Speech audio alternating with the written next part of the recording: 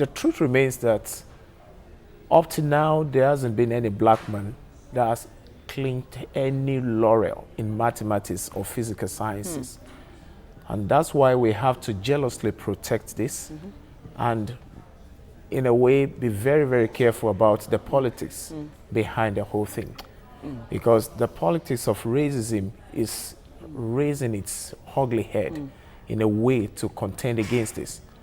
But as it has been to our favor.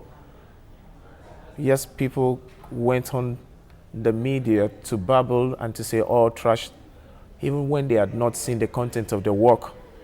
Some of them only had the privilege of seeing the abstracts, reading through the abstracts when the work was yet to be published, and they came to a conclusion which was just not expected in the mathematical world or in the sciences. In a way, we are getting over it. Okay. I mean, I respect you so much because personally I can't even find X. If I'm supposed to find X, so I respect you so off my nose I can't find X. But you can count. You know what you have in your account. You're already doing mathematics. So how long did it take you? How did you achieve this? How long did it take you? It was all just a trust, a journey of. It was an adventure. At first, my students, 4 of them in the year 2008, then I was still in Ekiti State University, then called UNAD, University of Ado-Ekiti. Just for with the quest, just all because of the quest of making money online, they went online to get some problems, mathematical problems that could be solved so that they could make some money. And they brought this one, said, so we want to solve this problem. It will bring us $1 million. I said, will you get out of my office? Because I was busy then. Will you get out of my office? Some few days after, the core members deployed to my office, 2 of them. One is a PhD holder now, Sunday Joshua and Samuel. They told me, yes, sir, there's a problem of such we can. So basically you saw the problem online and? Yes, we downloaded it. Okay. And that was how it all began. And it took me 7 good years. Wow. I'm serious. At times, I remember during the strike, the 2009 strike, January, there were days I had to work for 23 hours, 23 good hours. I started working 8 a.m. in the morning, and I had to go to bed at 1:23 a.m. the next morning. And that was not the only time. It was a little difficult at first, but there were cogent terminologies, mathematical terminologies, that were beaming light towards the direction. And one of it is a meromorphic function. Our meromorphic function is simple. Our meromorphic function, this and that. Now, if it's a meromorphic function, then this problem should be expressible in the form of numerator and denominator. And that was one of the beams, the beams, the lights that actually pointed one out to the truth. Okay, so you did that and you submitted your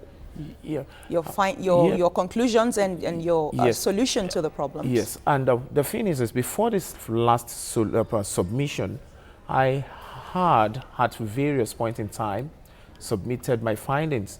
It was a progressive work. Not to be discouraged, as I was working, I was also typing. Working, also typing. Why? Because of this kind of situation of being alleged of plagiarism, being alleged of hacking into one's computer. You know, once you type the file date, the date the file was created will be registered against the file.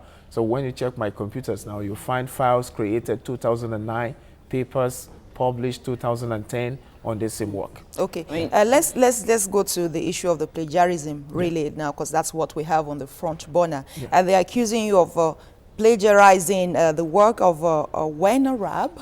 Yes, not only him, and this guy, a PhD student from Yale University in America. And then another man accused me of hacking into the database, into the computer of elite mathematicians if I was to show those questions, that if my solutions were that accurate, I must have hacked into elite mathematicians' account, all from the West.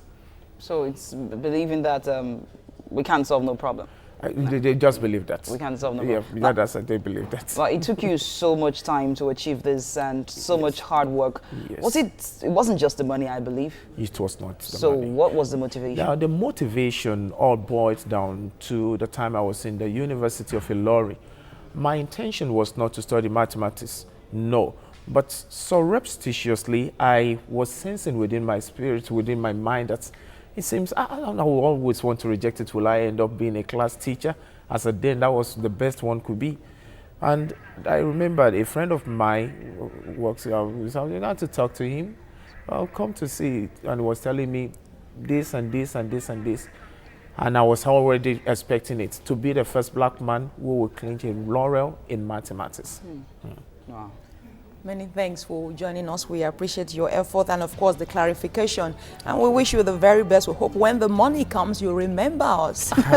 One thing is much more important than the money, and that is the laurel, the Abel's laurel, coming from Norway. Indeed. And that one will come even before the money. Indeed. And that is the best that will help our university status beyond and above what it is now. Congratulations. Yes, Thank you very much for